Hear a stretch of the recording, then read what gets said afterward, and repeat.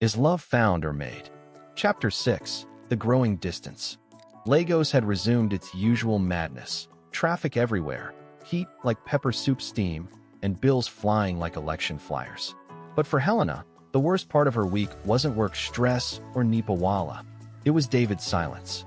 Not total silence, just change. The "good morning" text came later than usual. The calls were shorter. The banter? Not as playful.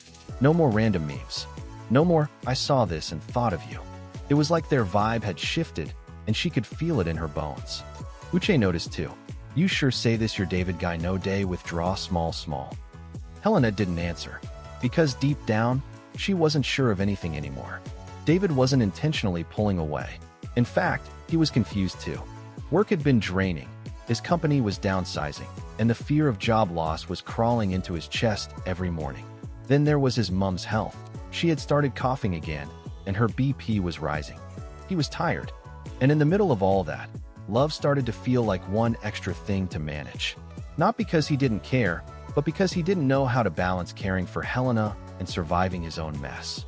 So he stayed quiet, thinking maybe silence would protect her from his chaos. But silence only made her anxious.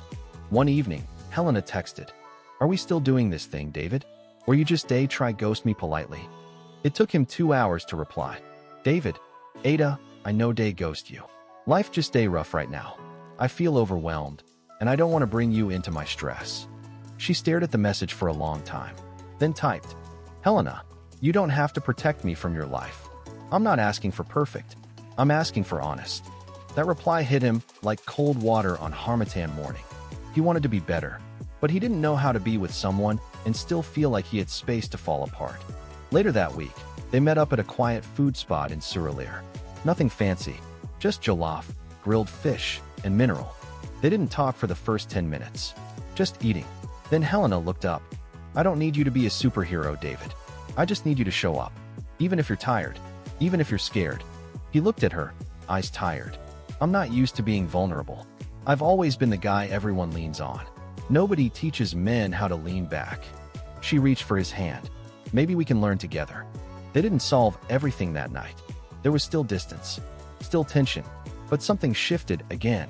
Not in fireworks, in effort. And maybe that's the difference between sparks and smoke. Sparks excite, effort sustains.